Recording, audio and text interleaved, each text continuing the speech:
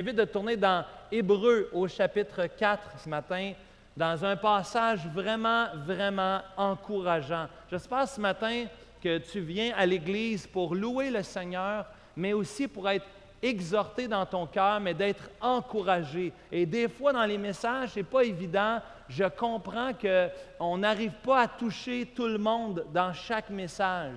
On n'arrive pas à rejoindre nécessairement la réalité que toi, tu es en train de vivre. On expose la parole de Dieu et parfois, ça s'adresse à l'incroyant, parfois, ça s'adresse aux croyants. La parole de Dieu, elle est vraiment complète en ce sens.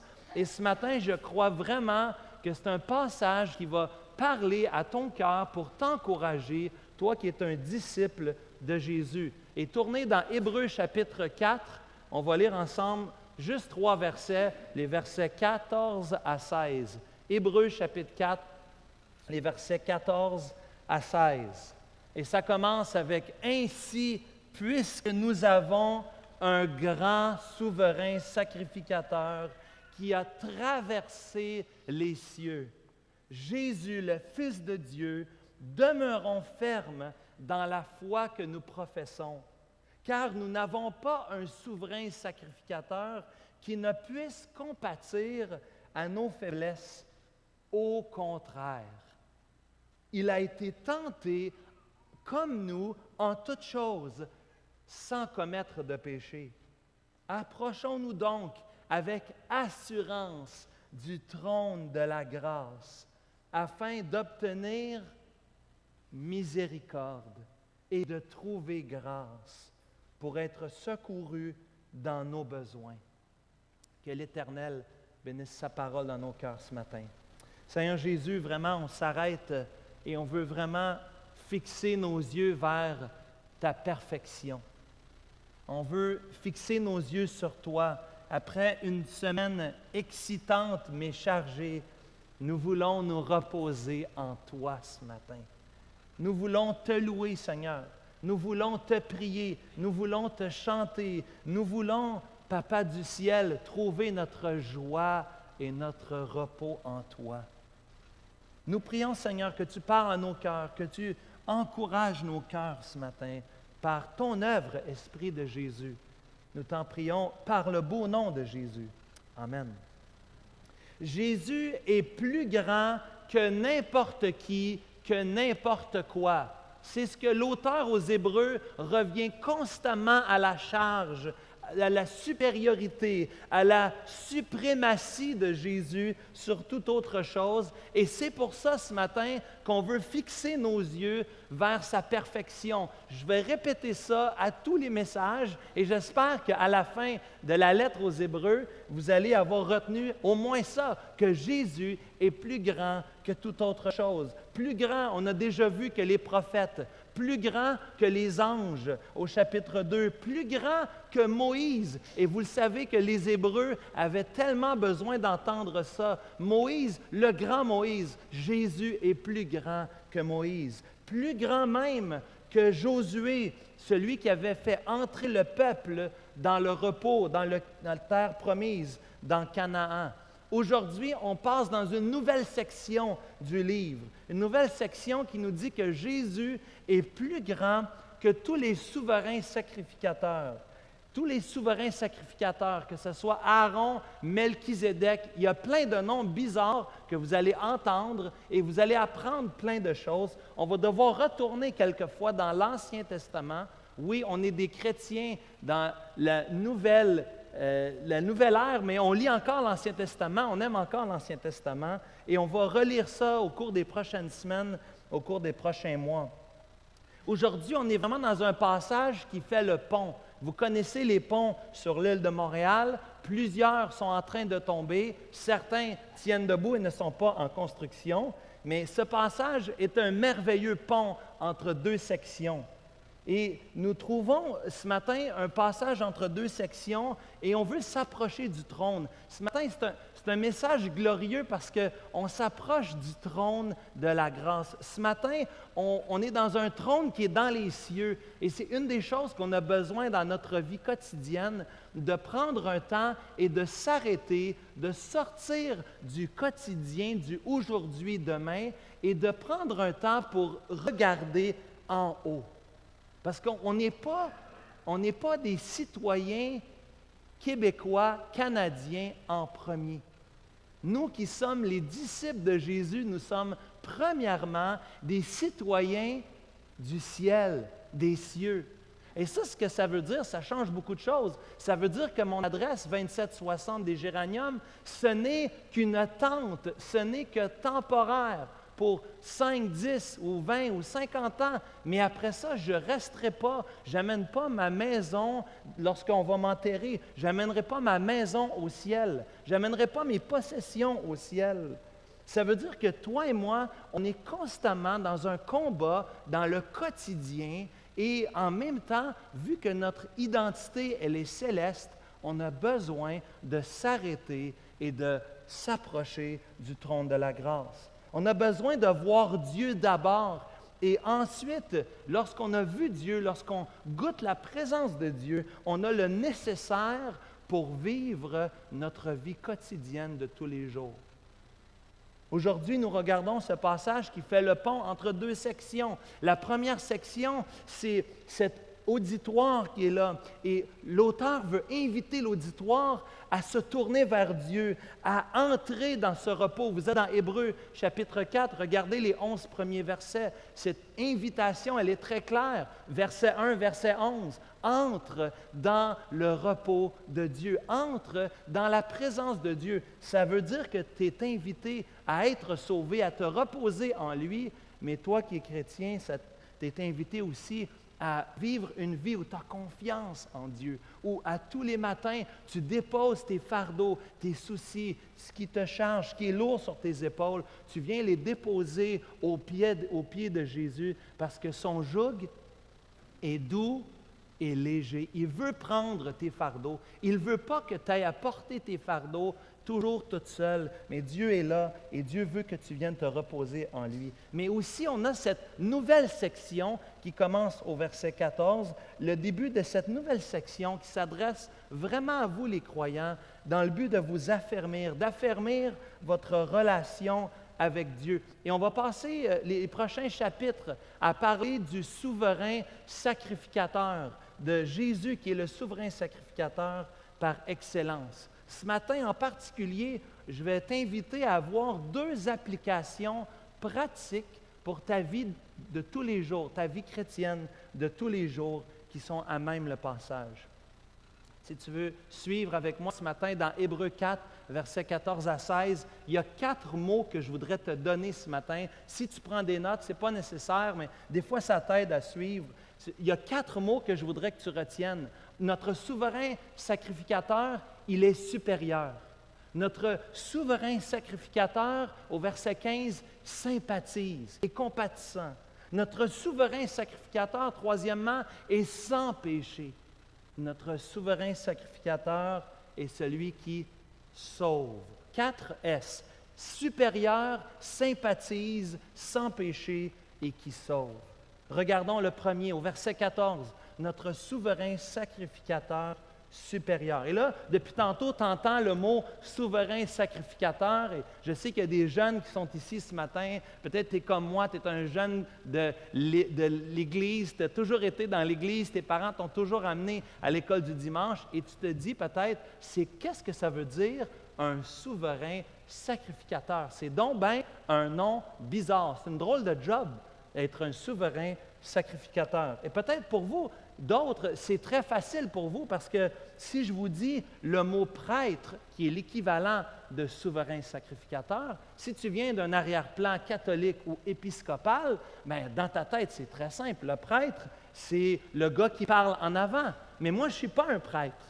Même si quand je joue au hockey, les mercredis puis les vendredis, mes amis m'appellent le curé, mes amis m'appellent le prêtre. Si je joue une bonne partie dans les buts, ils disent que j'ai bu de l'eau bénite. C'est pour ça que j'ai bien joué. Puis je ris avec eux parce qu'on aime se taquiner. Mais je leur dis après, je ne suis vraiment pas un prêtre. Je ne suis vraiment pas un sacrificateur. Moi, par exemple, j'ai un excellent prêtre. J'ai un excellent, un méga prêtre. Littéralement, dans Hébreux 4, verset 14, le mot grand dans l'original, dans le grec, c'est mégas. Le méga prêtre. Je l'ai, j'ai le meilleur prêtre. Je peux leur dire, et là je les taquine, je peux leur dire, oui, moi j'ai un très bon prêtre, bien meilleur que moi. Puis là, mais on pensait que c'était toi qui étais le prêtre. Non, je ne suis pas le prêtre. Mon prêtre, c'est le méga prêtre. C'est Jésus-Christ. Oui, nous avons un prêtre. Vous, les chrétiens, vous êtes bénis. Vous avez des anciens, des pasteurs, et vous avez un grand prêtre, le meilleur de tous les prêtres, Jésus. Et le prêtre, le souverain sacrificateur, son rôle, c'est d'être un représentant auprès de Dieu. Il représente, le rôle du prêtre, il représente les hommes auprès de Dieu. Il représente le peuple auprès de Dieu. Et on a vu que le rôle de l'apôtre, on avait vu ça avec Moïse, son rôle, c'est le rôle d'être celui qui représente Dieu auprès du peuple. C'est celui qui parle de la part de Dieu, un peu comme le prophète dans l'Ancien Testament.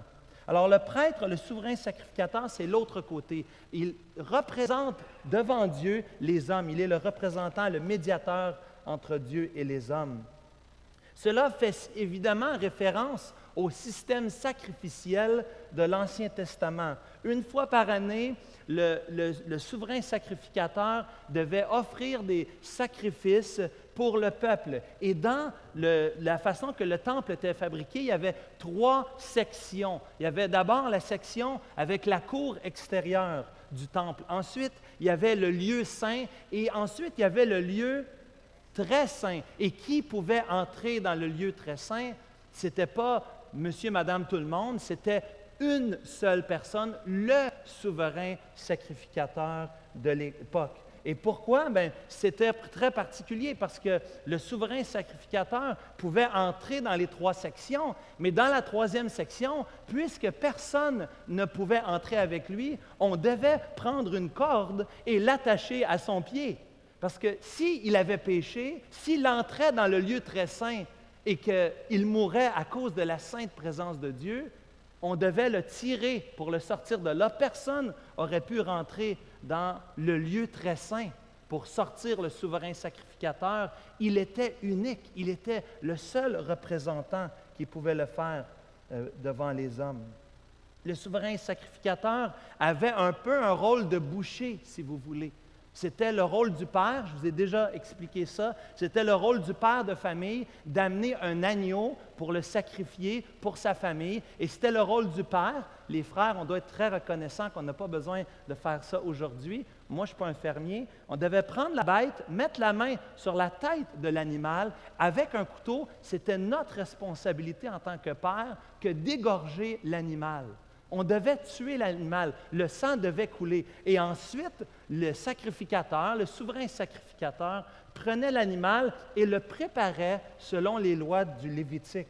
Le rôle était très important parce que sans aspersion de sang, il n'y a pas de pardon.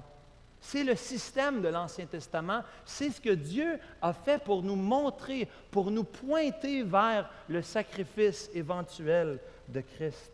Alors, le souverain sacrificateur avait ce rôle auprès des hommes envers Dieu pour offrir ce sacrifice et suivre les prescriptions données par Dieu dans le temple, dans l'Ancien Testament. Le problème avec le système de l'Ancien Testament, c'est que les sacrifices étaient temporaires. Les sacrifices n'étaient pas vraiment complets parce que dès que tu ressors du temple, dès qu'un de tes enfants ment ou pêche ou désobéit, dès que ta femme se fâche après toi parce que tu n'as pas ramassé tes vêtements et qu'elle pêche, tout est à refaire. Il faut recommencer de faire d'autres sacrifices parce qu'à ce moment-là, on est impur. Le problème est le même problème qu'aujourd'hui. Vous et moi, comme dans le temps, dans l'Ancien Testament, nous sommes tous des pécheurs. Et on est des machines à pécher. On est constamment en train de pécher.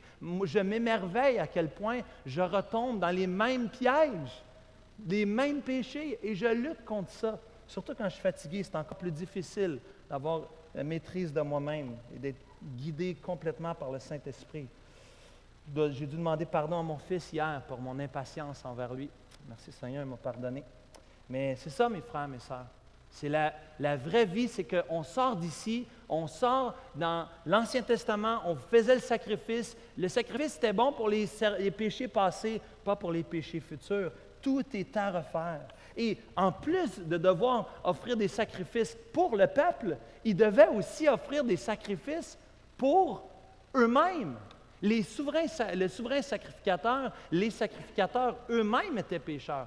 Avant même de pouvoir offrir des sacrifices pour d'autres, il fallait qu'eux-mêmes se purifient en offrant eux-mêmes des sacrifices. Yom Kippur, à chaque année, on devait se réunir pour offrir des sacrifices. Et évidemment, vous me voyez venir, quand on étudie, quand on voit tout, comment c'est complexe, quand on voit toute la responsabilité, juste l'idée de travailler durant l'année, puis de prendre une partie de ce qu'on a reçu, de ce qu'on a gagné pour acheter un animal, pour l'amener, pour l'offrir en sacrifice au nom de moi, de ma femme, de mes enfants. Imaginez la responsabilité. Imaginez comment ça devait prendre du temps. C'est incroyable. Et ce système avait été instauré par Dieu pour un temps, et ce système pointe directement vers Jésus-Christ. C'est pour ça qu'on peut chanter « Mon nom est gravé sur ses mains. Mon nom est inscrit sur son cœur. Puisqu'il défend ma cause au ciel, nul ne pourra me condamner. » Le sacrifice de Jésus change tout pour nous. C'est lui le représentant parfait pour toi et moi. En plus d'être le représentant, il est aussi le sacrifice. Il fait office des deux. Il est le sacrifice, il est le sacrificateur, il est le prêtre. Il est celui qui nous représente auprès de Dieu. Et ce passage, c'est très bien écrit. L'original, la lettre aux Hébreux, c'est vraiment une belle lettre dans l'original. Et c'est écrit avec un vocabulaire très riche. Même en français, cette idée de celui qui a traversé les cieux, c'est vraiment cette même image que je vous donnais de ces trois endroits, le lieu public, la cour, le lieu saint et le lieu très saint. Cette idée dans Hébreux chapitre 4 de celui qui a traversé les cieux, qui a fait ces trois étapes et qui est arrivé, notre souverain sacrificateur, qui lui a traversé les cieux, qui n'a pas besoin de refaire le même exercice à chaque année et de recommencer. Non, il l'a fait une fois pour toutes. Il est assis à la droite du Père. Ça veut dire qu'il a accompli complètement, une fois pour toutes, le sacrifice. Et il est le sacrificateur assis à la droite du Père qui intercède pour nous. Quel encouragement ce matin. Il est celui qui intercède pour nous. Il est celui qui a accompli le travail à la lettre, à la perfection. Il est l'agneau de Dieu qui ôte le péché du monde, Jean 1, 29, mais aussi le sacrificateur parfait. Et c'est d'autant plus important lorsqu'on considère Hébreux chapitre 4, verset 13, juste le verset avant. Rappelez-vous ce qu'on avait vu au verset 12. La parole de Dieu est tranchante. Elle sépare jointure, moelle et os, mais au verset 13, nulle créature n'est cachée devant Dieu. Tout est à nu et à découvert aux yeux de celui à qui nous devons rendre compte. Tous seront placés devant celui qui voit tout et qui sait tout sur toi et ta vie. Pas besoin de mettre une caméra sur toi, c'est déjà fait. C'est déjà enregistré. Tes actions, tes paroles, tes pensées, tout est à découvert. Tout est devant lui. Et la Bible nous dit clairement qu'on aura tous à rendre compte pour nos œuvres. Et si tu ne connais pas Jésus ce matin, c'est très effrayant pour toi d'entendre ces paroles. C'est effrayant de penser que tu vas rendre compte devant le Dieu de l'univers, le Dieu qui a tout créé, mais le Dieu du macro, mais aussi le Dieu du micro, le Dieu qui sait et qui connaît ta vie. Rien n'est caché devant sa face. Tu es invité ce matin à te repentir, à confesser Jésus, à placer ta confiance en lui. Et on voudrait tellement faire ça avec toi ce matin. Mais pour toi qui es chrétien, pour toi qui es en Jésus, qui est uni au Christ, tu me vois venir aussi. Cette parole est évidente. Nul n'est caché devant Dieu. Nul, tout est à nu, tout est à découvert devant ses yeux. Mais nous, en tant que chrétiens, nous ne sentons pas le poids, mais plutôt le privilège. Le privilège, l'honneur. Parce que nous avons le meilleur représentant pour nous. Nous avons, dans les mots de l'apôtre Jean, nous avons un avocat auprès du Père, Jésus-Christ, le juste, qui défend ma cause au ciel. Nul ne pourra me condamner. Il est mon avocat, il est aussi mon sacrificateur. Il est aussi le sacrifice. Et ce qui est merveilleux, c'est pour ça que pour nous, on est tellement encouragés. Dans Hébreux chapitre 4, au verset 14, on voit dans le milieu de ce verset, on appelle ça, oncle Serge, une apposition. C'est vrai? En apposition. On apprend du français ce matin. En apposition, lorsqu'un nom vient en compléter un autre, ici on parle d'apposition. Et on voit deux noms qui sont placés au beau milieu du verset et qui changent vraiment la donne ici. Nous voyons Jésus, qui est le nom humain, le nom qui décrit l'humanité de Jésus, mais nous voyons aussi Jésus, Fils de Dieu, qui décrit sa divinité. C'est ça qui fait qu'il est un souverain sacrificateur comme nul autre. Regardez Hébreux 5, verset 1.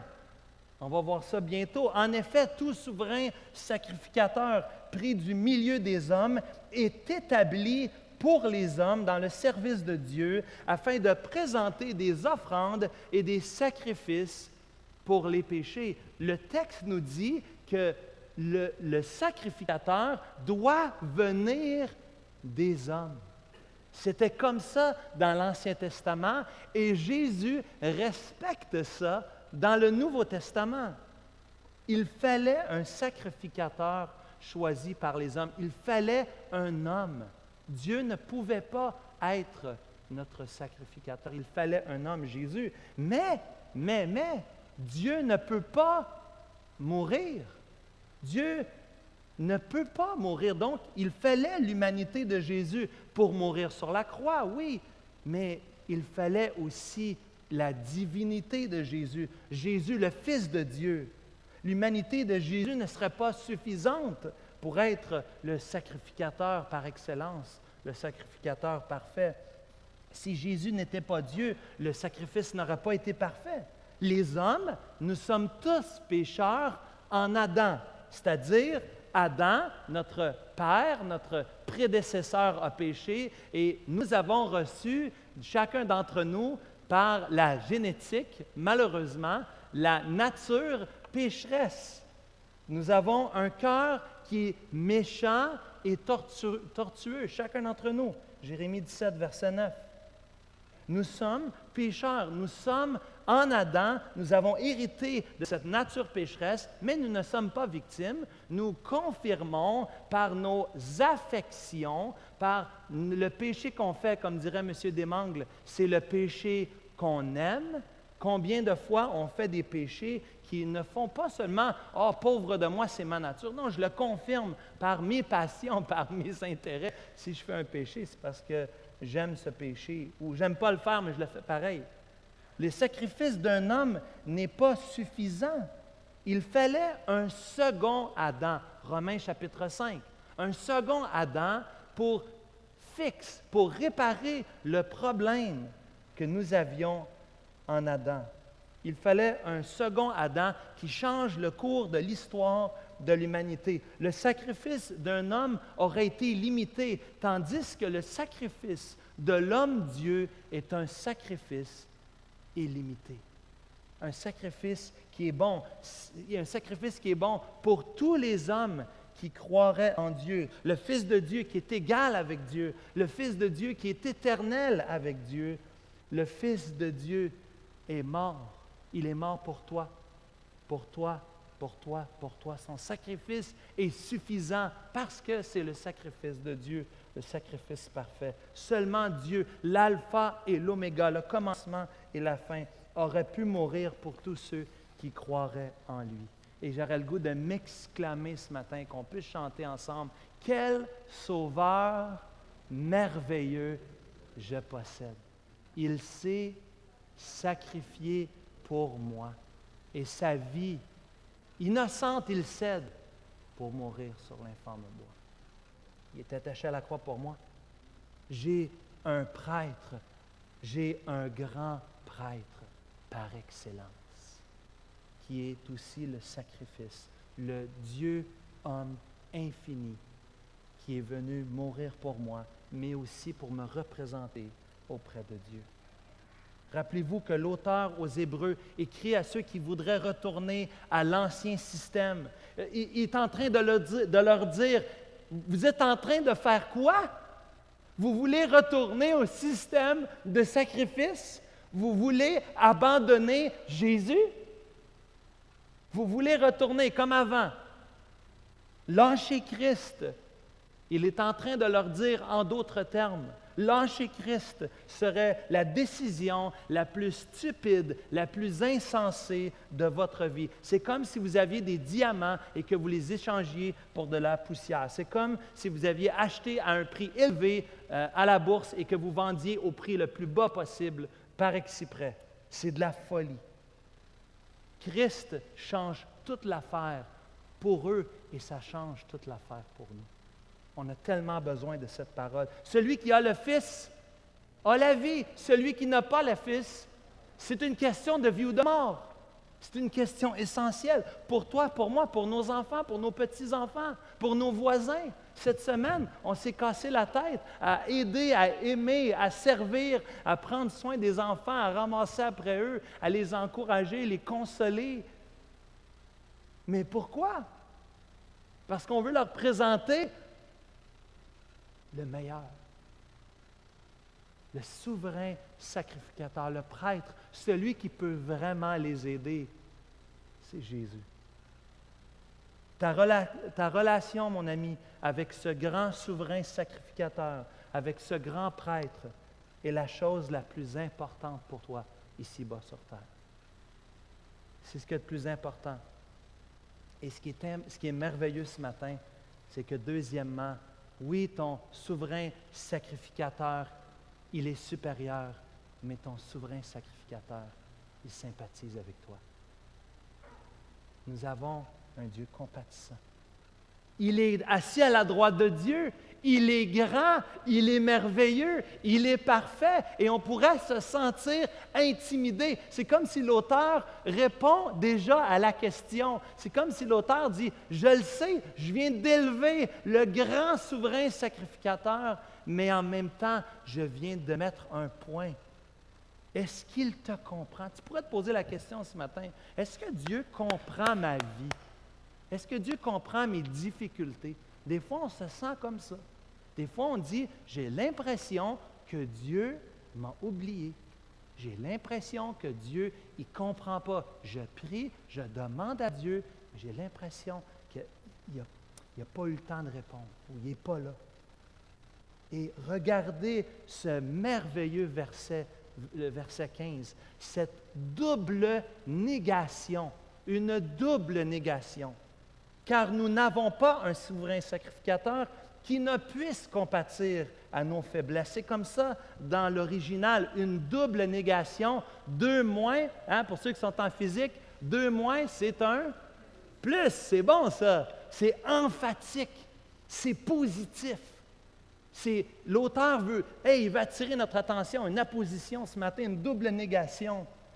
Bien sûr, il te comprend. C'est ça qu'il est en train de dire. Bien sûr, notre Dieu n'est pas le Dieu distant. Ce n'est pas Allah qui s'en fout de ta vie. Non, c'est le Dieu qui est venu ici-bas sur terre, qui qui a marché. Hey, tu es un ado ce matin, écoute-moi. Jésus, il a eu des parents. Puis ses parents, c'est arrivé des fois qu'ils ne le comprenaient pas. C'est vrai. C'est vraiment arrivé. Il cherchait, il était où? Il n'a pas péché, il a obéi à ses parents, par exemple. Mais si tu es un ado ce matin, tu as un Dieu qui te comprend. Lui, il comprend. La meilleure chose que tu peux faire quand tu te sens incompris, c'est aller vers celui qui est compatissant et qui te comprend. Cher ami, on a un Dieu qui a été tenté en toutes choses. Il a vécu la vie comme toi et moi. Il y a eu des frères et des sœurs, il y a eu des parents, il y a eu des amis. Il n'y avait pas de lieu où reposer sa tête. Il n'y avait même pas un lieu pour prendre un break. Il a été métier, il était charpentier. Il a vécu en toutes choses. Il a été tenté en toutes choses. Il a vécu la vie comme vous et moi. Et c'est vous, qu'est-ce qui est impressionnant dans la vie de Jésus? Vous et moi, lorsqu'on est tenté, il arrive souvent qu'on pêche. Il arrive souvent que la tentation, elle n'a pas besoin d'être très forte pour nous de tomber dans le péché. Mais imaginez celui qui est parfait, qui est tenté et qui ne pêche pas, et qui est tenté et qui ne pêche pas, et qui est tenté et qui ne pêche pas, et qui est tenté et qui ne pêche pas. Imaginez la gravité, imaginez la tentation qui devait être tellement forte pour Jésus dans Matthieu chapitre 4. Et pourtant, il n'a pas péché. Il n'a pas péché. Il a été tenté en toutes choses sans commettre de péché. Et c'est pour ça qu'il est compatissant. C'est pour ça que Jésus, ce n'est pas celui qui reste froidement loin, qui s'en fout de ta vie. C'est tout le contraire. Lis les évangiles. Regarde la vie de Jésus. Regarde qu'est-ce qu'il a fait. Cette femme adultère qui avait couché avec des hommes, qui avait commis ce que Dieu appelle l'adultère, ce que Dieu appelle l'impudicité, la débauche. Qu'est-ce que Jésus a fait? Tout le monde a ramassé la pierre pour lui lancer. Qu'est-ce que Jésus a dit?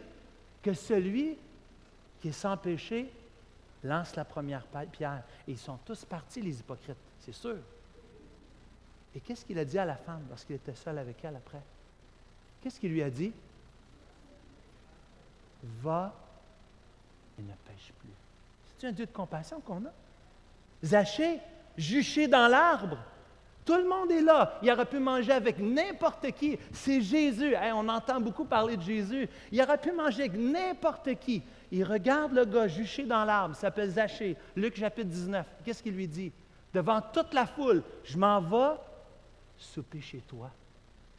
Il n'y a pas compassion du petit Zachée qui ne voit rien. Le publicain, l'homme de péché, le voleur, le brigand, le tout croche. Jésus dit, c'est lui. J'ai compassion de lui.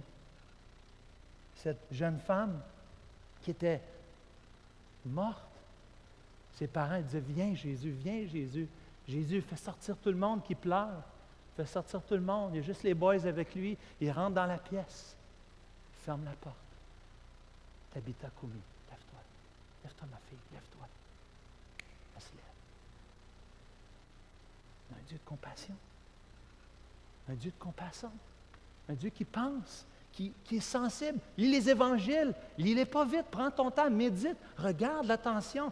Il y a une fille qui a juste touché Jésus. Hey, il y avait une foule de personnes. Jésus dit, qui m'a touché? Les gars disent, Jésus, voyons qui m'a touché. On est dans une foule, il y a plein de monde. C'est sûr que quelqu'un t'a touché. Non, non, non, j'ai senti une force qui est sortie de moi. Il aurait pu s'intéresser à tous les autres, mais s'est intéressé à elle, le Dieu de compassion. Et c'est ça que le Québec a besoin d'entendre, mes amis. Il a besoin de voir ça dans nos œuvres, puis il a besoin d'entendre parler de ce Jésus de compassion, qui est compatissant de notre misère. Le fils prodigue est parti. Il a tout dilapidé, il a tout gaspillé. C'est la honte de sa famille. Et le père est là, il cherche. Le père est prodigue aussi, parce que jamais un père aurait fait ça. Jamais de la vie, un père aurait fait ça. Mais le Père céleste que nous avons, il regarde pour ses enfants perdus.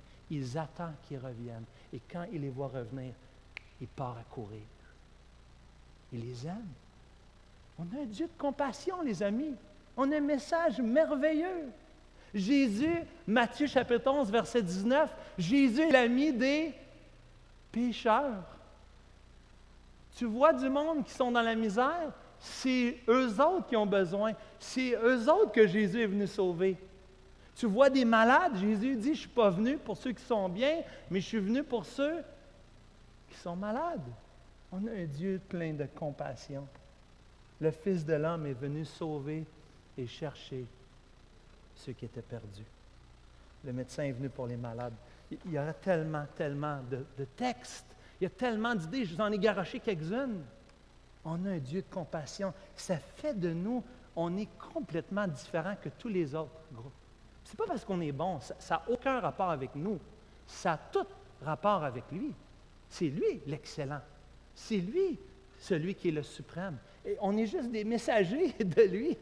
On communique son message. Un Dieu de compassion. Tu vois quelqu'un qui a de la difficulté, compassion de lui.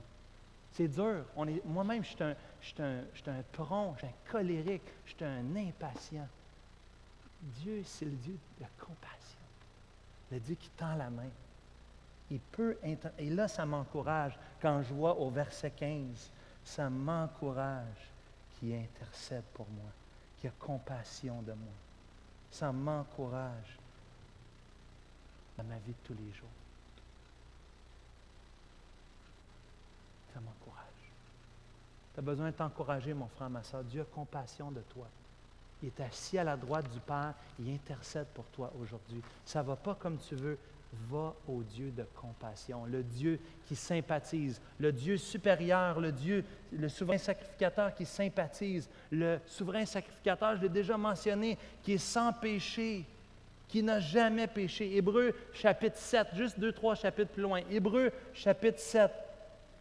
Lui qui a été tenté sans péché. Lisons juste le verset 25 à 27. C'est aussi pour cela qu'il peut sauver parfaitement ceux qui s'approchent de Dieu par lui, étant toujours vivant pour intercéder en leur faveur. Il est vivant, il est ressuscité. Il nous convenait en effet d'avoir un souverain sacrificateur comme lui, comme Jésus, saint, innocent, sans tache, séparé des pécheurs, plus élevé que les cieux, qui n'a pas besoin, comme les souverains sacrificateurs, d'offrir chaque jour des sacrifices, d'abord pour ses propres péchés, ensuite pour ceux du peuple. Car ceci, il l'a fait une fois pour toutes, en s'offrant lui-même. On a un souverain sacrificateur, on a un prêtre parfait qui est sans péché. Finalement, le quatrième, on a un souverain sacrificateur qui sauve. Un souverain sacrificateur qui sauve au verset 16, qui veut nous délivrer, qui veut nous sortir de notre marasme, qui nous dit de nous approcher de lui, et lui nous offre 3 choses au verset 16, 3 choses dont nous avons tellement besoin. Il nous offre d'abord sa miséricorde. C'est quoi la miséricorde? La miséricorde, c'est ne pas donner ce que tu mérites.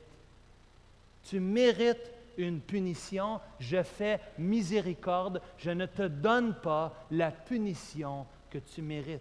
Ça, c'est faire miséricorde. Et c'est bon, frères et sœurs, une fois de temps en temps, on veut être conséquent comme parents, on veut donner des punitions, donner des conséquences, oui, mais des fois, c'est bon aussi, lorsqu'on leur dit « je te fais miséricorde », on peut enseigner à nos enfants c'est quoi la miséricorde. Peut-être qu'on le fait déjà, mais peut-être qu'on pourrait ajouter ce concept théologique qui est tellement important, la miséricorde. Dieu nous fait miséricorde, il ne nous donne pas ce que nous méritons. Ça veut dire qu'à toutes les fois que tu pêches et que tu penses qu'il y a une épée de Damoclès qui va te tomber sur la tête, rappelle-toi que tu as un Dieu de miséricorde. Puis un Dieu qui ne te traite pas selon tes péchés. Ça ne veut pas dire qu'il n'y aura pas de conséquences. Ça veut juste dire qu'il est miséricordieux. Et des fois, il nous en donne pas mal moins que ce qu'on mérite. Deuxième chose qu'on voit au verset 16. 3 choses qu'on voit dans ce Dieu qui sauve, qui nous délivre. Il nous fait miséricorde, il nous fait grâce. La différence entre la miséricorde et la grâce, c'est un recevoir quelque chose qu'on ne mérite pas. Si la miséricorde, c'est ne pas recevoir ce qu'on mérite, la grâce, c'est recevoir quelque chose qu'on ne mérite pas. C'est un cadeau. Oh, on a tellement besoin, on aime tellement recevoir des cadeaux, n'est-ce pas? On aime tellement recevoir le cadeau, le meilleur cadeau, Éphésiens chapitre 2, versets 8 et 9. Le cadeau de la vie éternelle, du salut. C'est par la grâce, par le cadeau de Dieu que vous êtes sauvés, par le don de Dieu. Ce n'est pas par vos œuvres, ce n'est pas mérité. On ne marche pas avec un Dieu méritoire. Tu n'as pas besoin de faire « j'aime mon voisin » pour que Dieu t'aime plus. Dieu t'aime déjà. Dieu ne peut pas t'aimer plus. Il ne peut pas t'aimer moins. Ça ne marche pas. On marche dans un système de mérite. Dieu ne marche pas comme ça. Mes enfants, je les aime à mort. Qu'ils soient en prison, qu'ils soient à l'autre bout du monde, c'est mes enfants. Je les aime. Ils ressemblent à leur mère. Ils sont de beaux enfants. Je les aime de même. Les enfants sont une grâce. Dieu nous fait tellement de grâces, de cadeaux, et on peut s'approcher du trône de la grâce et obtenir miséricorde, trouver grâce. Et finalement, on a le Dieu, troisièmement, ce Dieu qui sauve, c'est ce Dieu qui nous secourt, ce Dieu qui nous délivre. Ce n'est pas un Dieu qui te laisse. Quand tu es en crise, Dieu vient et vient à toi. Il vient à ton secours. Il vient lorsque tu es dans un temps de besoin. Il vient te délivrer, il vient te sortir de ta misère. Et donc, il y a deux applications en conclusion pour ta vie ce matin. Une au verset 14, l'autre au verset 16. Au verset 14, la première application, c'est « Demeure ferme dans la foi que tu professes ». C'est tellement inspirant ce matin. Lorsque j'entends parler de qui est Dieu, de qui est Jésus, de qui est l'Esprit de Dieu, ça m'encourage à m'accrocher à lui, à demeurer ferme, à ne pas abandonner. Peut-être tu es venu ce matin et tu étais très découragé, ou tu l'es peut-être encore. Dieu t'encourage, Dieu t'invite ce matin à demeurer ferme dans la foi, de t'accrocher à lui. Demeurer ferme, ça ne veut pas dire que des fois, tu as des doutes. C'est pour ça que ça ne veut pas dire que tu n'as jamais de doute, mais c'est de t'accrocher à lui, c'est de crier à lui, c'est de venir à lui et de dire encore ce matin, à cause de qui tu es, Seigneur, je veux dépendre de toi, je veux m'accrocher à toi, je veux entrer dans ce repos. Vous avez remarqué au verset 14, ce « ainsi », ce puisque, au verset 15, le car, au verset 16, le donc, c'est tout connecté ensemble. En relisant les versets 1 à 13, vous allez trouver ce repos en Dieu. Repose-toi en lui, fais-lui confiance, demeure ferme dans ta foi. Et c'est particulièrement vrai ici lorsque l'auteur s'adresse aux Hébreux qui, eux, ont tendance à glisser, à retourner vers leur ancienne vie. Il leur dit, non, accroche-toi, demeure, même s'il y a de la tempête, accroche-toi, demeure ferme en lui. La deuxième application, c'est une très belle application parce qu'elle fait la connexion entre la doctrine et la pratique. Des fois, il y en a qui disent, je ne comprends pas pourquoi on passe tant de temps à enseigner les doctrines dans la Bible, dans l'Église Emmanuel. Pourquoi on passe autant de temps là-dedans? Mais ce verset est tellement évident. Regardez le verset 15. On a un souverain sacrificateur qui compatit, qui a été tentant en toutes choses, qui n'a pas péché. Et là, au verset 16, approchons-nous donc. Conjonction de coordination. C'est vrai? Tu ris, hein? Mais tu sais que j'ai raison. Conjonction de coordination. Approchons-nous donc avec assurance. Le donc fait référence à ce qu'il y a avant. Parce que Dieu est compatissant, parce que Dieu comprend qu'est-ce que tu vis, mon frère, ma sœur. Il n'y a pas plus grand motivateur de venir prier.